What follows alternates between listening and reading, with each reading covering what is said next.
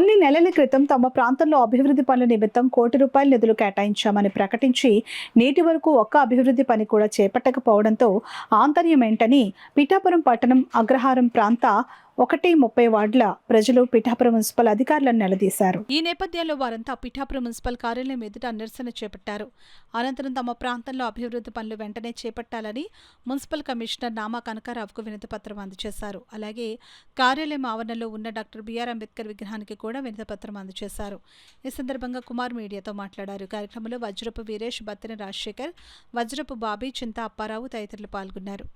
1-30 వాటికి ఈ రోజు 3 నెలలే సరే ఈ రోజు వరకు కూడా టెండర్లు ఎందుకు పిల్లలేదో మాకు అర్థం కాలేదు. ఆ విషయమే అడగడానికి వచ్చాం. కమిషనర్ గారు 15 తారీఖు నెల టెండర్ పిలుతున్నారు. ఈ నెల 15 తారీఖు ఈ నెల 15 తారీఖు కల్లా టెండర్ పిలుతున్నారు. ఆయన చేయలేని పక్షాన్ని మేము భారీ జనాలతో వచ్చి ఇక్కడ కుటుంబాలతో పాటు వచ్చి ఇక్కడ వంట వార్పు ధర్నా కార్యక్రమం చేయాలని నిర్ణయించుకున్నాం. మేము దయించి మరి కమిషనర్ గారు ఆపుతున్నారా, చైర్మన్ గారు ఆపుతున్నారు, లేదంటే రాజకీయవేత్తలు ఆపుతున్నారో మాకు అర్థం కాదు. అందరూ కూడా దయించి ఒకసారి చెప్తున్నాం, దళితపేటల అభివృద్ధిని మాత్రం ఆపొద్దని మరొకసారి మీకు విన్నపం చేసుకుంటున్నాం.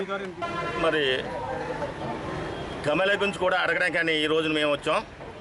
పూర్వం 30-40 సంవత్సరాల క్రితం అక్కడ కమల ఏర్పాటు చేయడం జరిగింది. అప్పుడు అక్కడ ఊరు చివరి ఉండేది, అంతా కూడా ఊరు స్టార్టింగ్ ఉండేది, ఊరు చివరి ఉండేది. ఈ రోజుని ఊరు మధ్యలో కమల రావడం మొదలైంది. దాన్ని మళ్ళీ ఓపెన్ చేస్తున్నారన్నారు. దాని గురించి అడగడానికి వచ్చాం. అది మాత్రం ఓపెన్ చేస్తే మేము మాత్రం పేట తరపు అగ్రహారం తరపు మాత్రం ఊరుకునే ప్రసక్తి లేదు.